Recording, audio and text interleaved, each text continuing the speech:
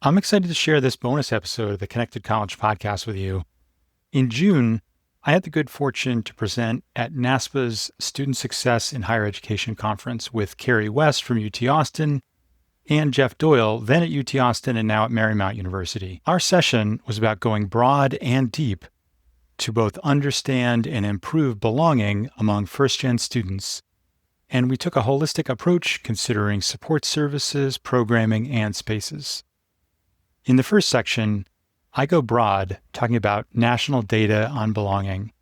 Then in the second part, Jeff talks about first-gen support services and programs at UT. And then in the third, Carrie talks about the spaces at UT and how they build belonging quite literally. We had 3 really lively discussions, but the audio wasn't great, so I cut out the Q&A. And I'll post a link to our slides in the show notes if you want to dig deeper. Let's dive in.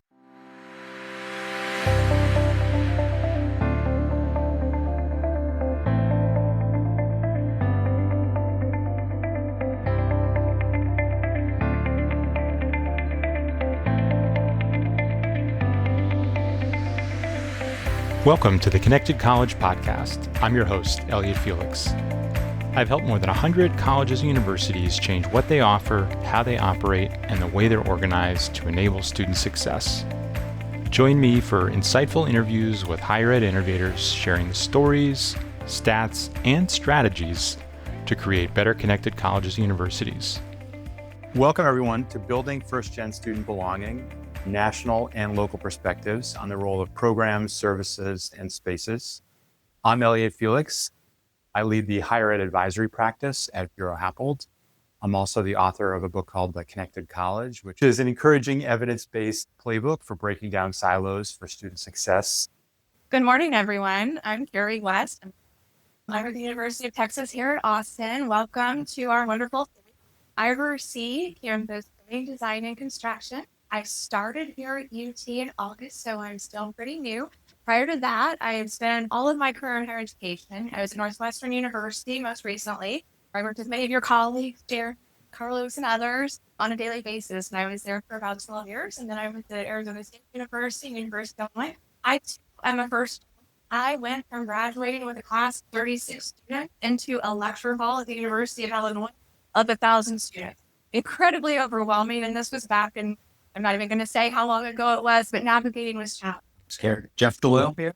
Grew up in Maryland. Father was professor at HBCU for 30 years. Went to Virginia. Elliot, although we did not know each other.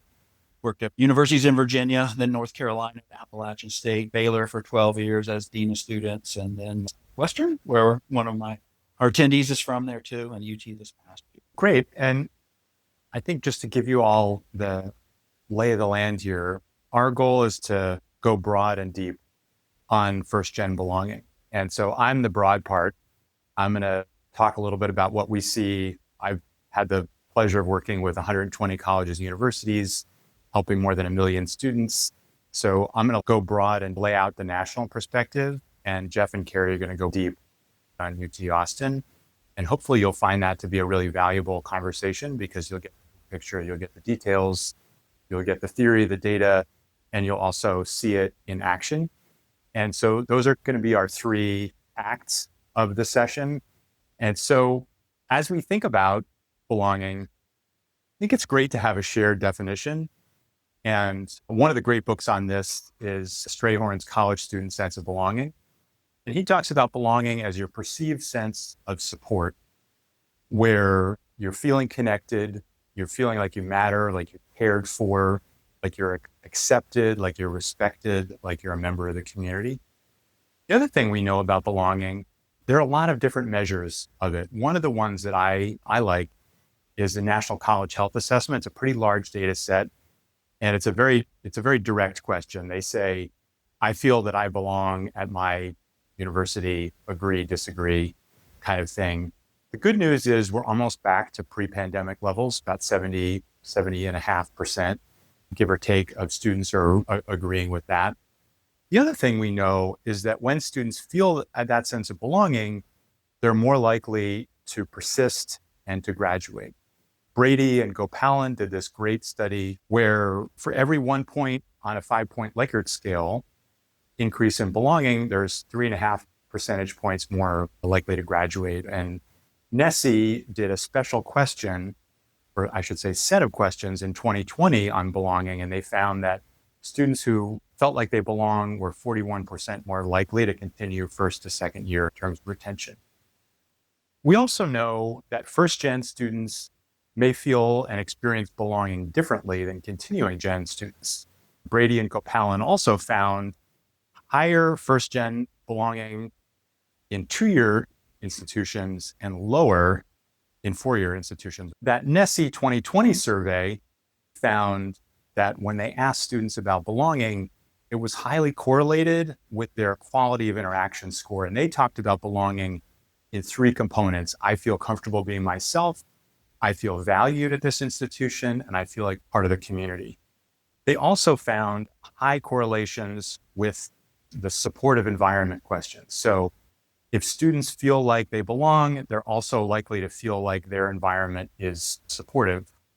NASPA and the Center for First Gen Student Success also found that first gen students are using services less, which is unfortunate. And just some of these to point out, they're using health services about 50% less than continuing generation. They're using advising about a third less, and they're using academic support, tutoring and writing about a quarter less than continuing generation students. So there's a gap there that we have to close. There's some other interesting gaps that we've found at Bureau Happold in our own national students experience surveys. First gen students are actually more happy with library spaces and less happy than continuing generation with library services, which points to that kind of disconnect. Maybe there isn't the awareness, maybe there's some hidden curriculum there, if you're calling it reference support versus, say, research support. And so there's some gaps we have to close there as well. And between spaces and services in general, sometimes if you think about the services and the programs that are offered in a space, sometimes students are actually more happy with the services and the programs than they are the space themselves. That's the case for student health and dining. Sometimes they're pretty much equivalent, like in res halls. But then sometimes the services and the programming kind of lag behind the space. And that's the case for technology spaces like computer labs, classrooms, academic support like writing, tutoring, libraries, and research. So there's some gaps we can close there. I know that was a lot of data because we're talking about how we define belonging, how we measure belonging, how it's correlated with support and interactions and services, and how there might be differences or similarities between continuing generation students. But hopefully that gives you the lay of the land. I'm going to talk a little bit about First in Longhorns, of which I've overseen that unit, but there's some incredible staff that do great things there that I'll be sharing a little bit about what they do too. So University of Texas, it's about 55,000 students. I think 40 something thousand of them are undergraduates and about 11,000 of them are first gen students. So a very large population. What we do there, and one of the things I often think about with UT is we're a very selective institution, which means we get the benefits of having some data because we can screen on the front end. So in some ways, some of the schools like Grand Valley State or Texas State probably do as much or more for students than we do at times, but we do think very carefully about how we help our students. So we have peer success coaches. If you look at influencing students and have the most impact, having more and more staff isn't always the best thing. Sometimes they learn more from their peers. And so we hire a number of coaches to come in. They go through selection, they get training, they meet regularly with staff that oversee them. We had 3 staff in our first gen area. They each have about 10 mentees that they meet with every couple of weeks. They log that in a place where we hold data on those interactions and how they were going. We have workshops for them and social events for them to connect at. And then we created a Canvas course where they can go to get information on what's happening on campus relevant to them from a first gen standpoint. And getting people to events, it's easy when the coaches are meeting with them in small groups and saying, oh, let's all come to this event, right? In terms of workshops that we found that have been helpful, you can see several of them here. Personal finances. We're talking about with first gen is they don't have what we call the social capital to know how to effectively navigate college. We did a workshop at one school I was at. We did it for parents of first-gen students. So every week on a Tuesday night, we would meet from 7 to 8 with any parent of a first-gen student. We did a webinar series, but our goal there was to equip the parents with the capital that the parents of other students that weren't first-gen were getting, so that when they called home and said, I don't think I can make it here, unfortunately, sometimes parents will be like, okay, I didn't make it either. I understand. I come on home if you need to come home. We want them to be able to say, no, you can do this, and here's how I can help you. So finance is an example of, we all pretend like we're okay. I think behind the scenes, we're all thinking, each of us individually, about how am I going to handle my finances? And so first-gen students are not alone in that, and we can help them think through how they can effectively do that also. Career connections, they might not envision the careers that they could potentially be in. So doing early career exploration, giving them inventories where they could learn about potential careers, getting them out to meet with their faculty and advisors and talking about what could bring them greater success. A high impact practice is study abroad. Very few first-gen students do that. So we do a program called First Abroad, where we try and get them to go to other countries. We actually gave scholarships out for students that wanted to go study abroad, so they could get additional money to do a study abroad experience. Success strategies, a mindfulness summit, final study session. So these are some activities that we found resonated. We have QR codes they scan when they come in, so we can look at the data on who's showing up, who's not showing up, and figure out who we need to reach and could get benefit from future sessions. We also asked them, what would you like more of? And they said, we'd like more social events. We'd like more connection. And so obviously from a belonging standpoint, that can help. And so we did a game night with different times of the year. There's different things that fit. If you haven't been to Austin before, there's a bridge here over the Colorado River that there's like 10,000 bats that come out at dark every evening. So if you want to go check that out, it's kind of fun, but we rented a boat and took the students out and showed them that. And they really enjoy these activities. If you're like, oh, I like these flyers that you have, we also have our marketing staff that did our brochures for us. They're like, when do you want to put it on Instagram? There's a very thorough messaging approach where we have videos and other things that we did. So thinking through how you're marketing this to reach them is another key attribute. I was at one school and I had 60 full-time staff, and I was like, what position are we lacking? And they're like, we can't reach the students. And so we took funds from several departments and created what we called a student outreach coordinator. It's basically a marketing person. And their job was to figure out how to reach these students. And one of the things we did was we created an incoming student Facebook group, because those exist, and everyone's talking on them, but we monitored it and we started inserting information that would be helpful to students, particularly first-gen students, to be successful. We hired students to communicate about our Instagram and other things. So thinking through how you're reaching these students.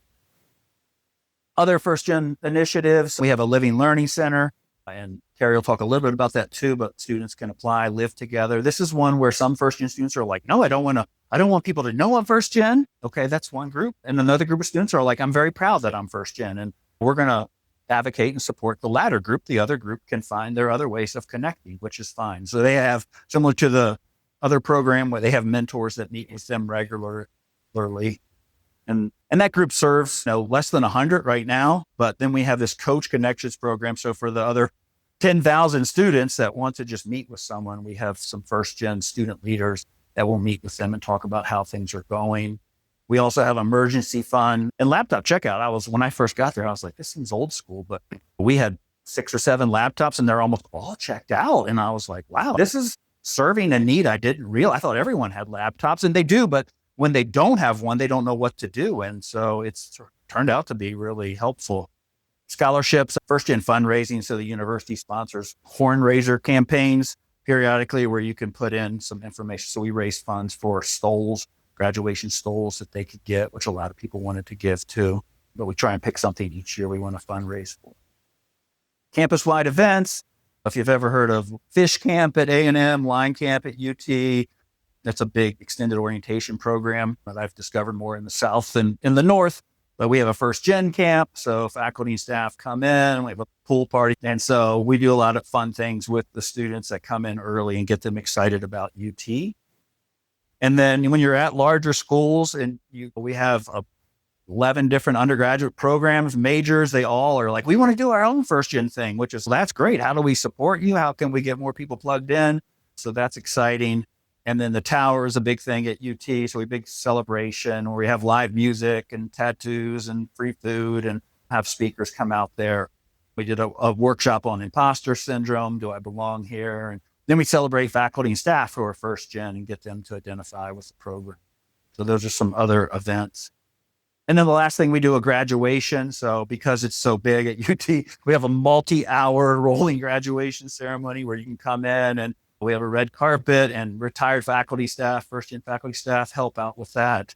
And all these students receive this stole here, which we fundraise for. They love coming in to get those. They're so proud of them.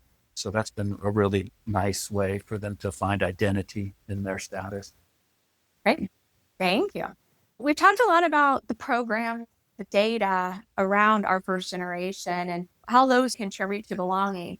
And what I'm going to talk about is how does our campus environment contribute and partner with everyone as we think about belonging across campus. UT Austin, as you all know, is quite large. So we say we have the 40 acres where that's our original 40 acres. Now we have about 400 acres and a lot of different activities occurring. And just like all of your campuses, in many ways, we're a city.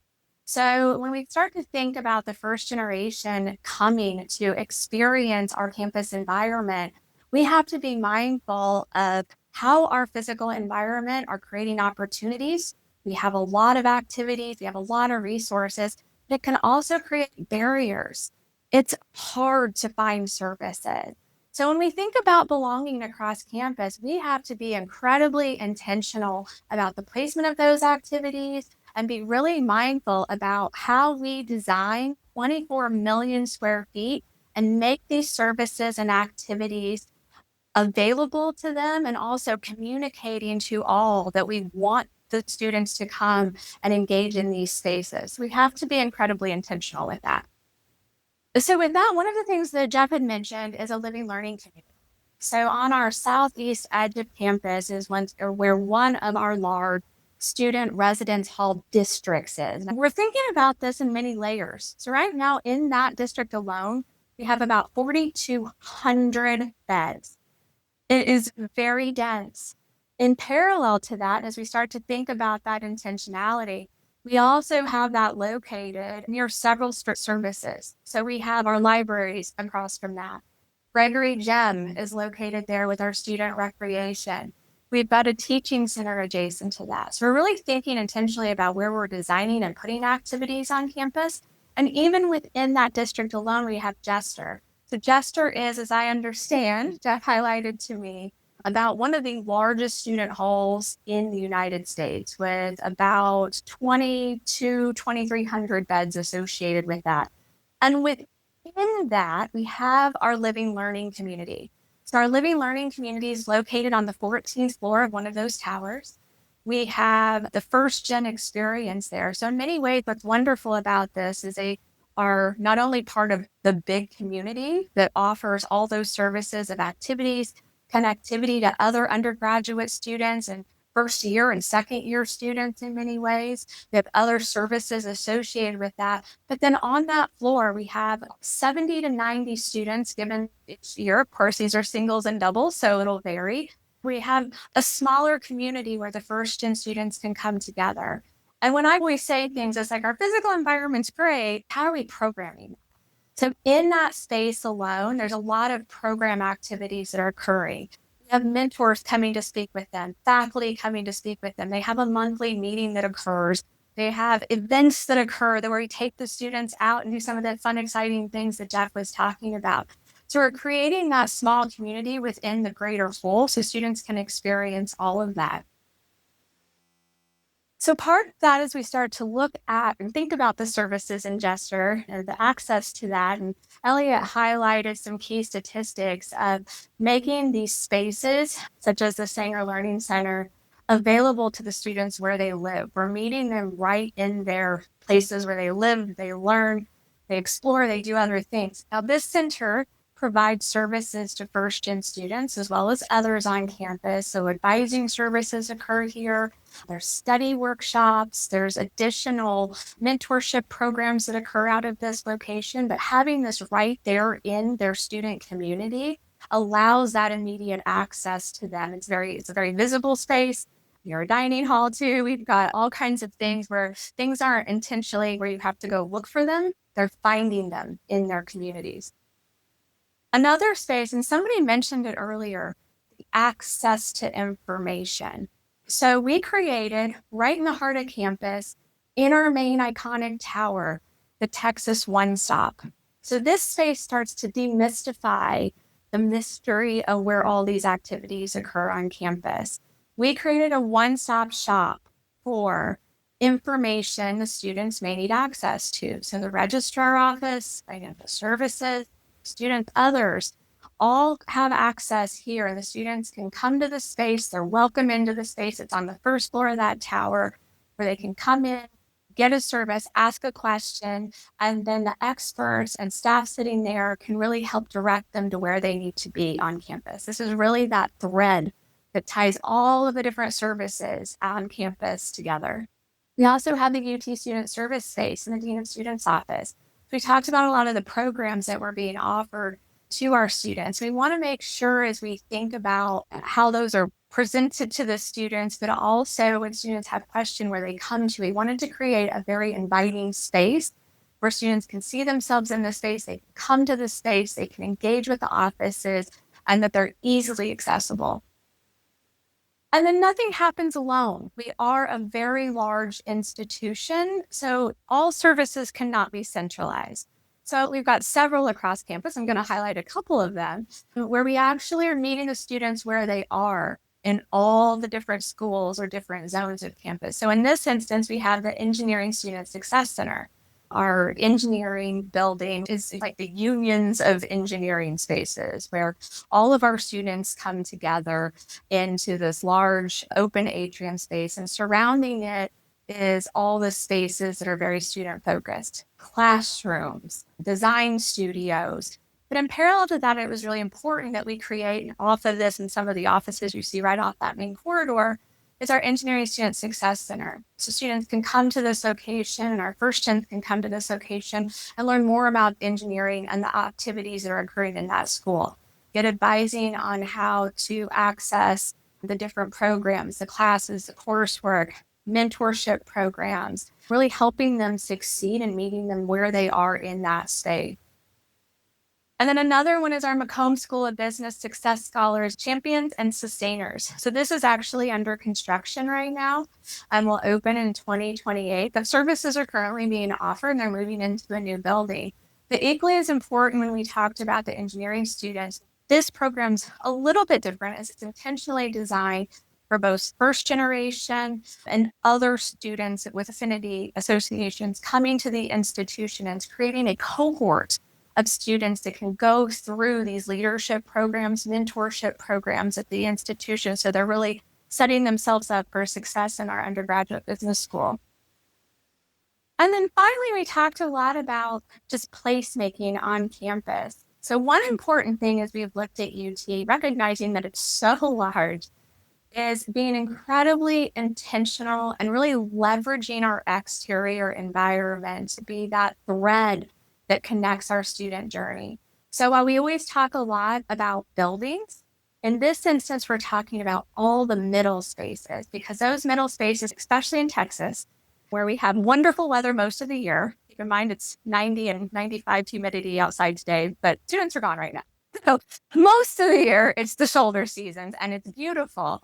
And we really have an opportunity to leverage that exterior environment and be intentional about the programs we create, because that's where community is really driven. When they're walking between classes and we think about their journeys, when they're getting food, things that we're doing in yellow here, this is like our major highway through campus, if you will. So Jester is down here. So that's the student residence hall we talked about with a huge component of students. We have the libraries, Gregory Auditorium, which is student recreation. And then we have what I call our second union, if you will, it's our student activity center. And then sprinkled all along are tons of undergraduate classroom spaces. And we start to see what we're doing is really sprinkling in a lot of experiences along there. So the oak trees, which is part of our legacy on campus, are contributing and providing space for the students to come. We have food trucks, tons of food trucks that come in and sprinkle in there for the students to get food between classes. We've introduced all of the the benches, the picnic table. So we really work to leverage and tie that whole experience through, and then also be incredibly purposeful as we renovate spaces and tie spaces together of making sure that we're putting those very accessible functions immediately adjacent inside the buildings and making sure there's transparency there. So that goes into where the design comes in and really looking at putting those hard to find services in those key locations on campus.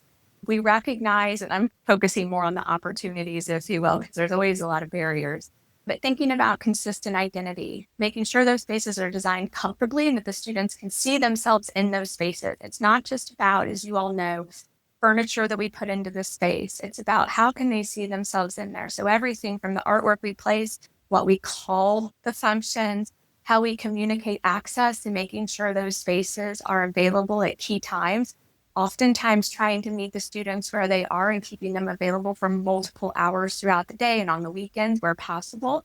Those are all the kind of things we're thinking about as we design our spaces going forward. Thanks for listening to the Connected College podcast. Go to elliottfelix.com for more information about my book, The Connected College, articles I've written, and talks I've given. There's also tools you can download, information on upcoming events, and information on booking me to speak at your institution or organization. Please support the podcast by rating it and reviewing it wherever you're listening. Let's create connected colleges where all students succeed.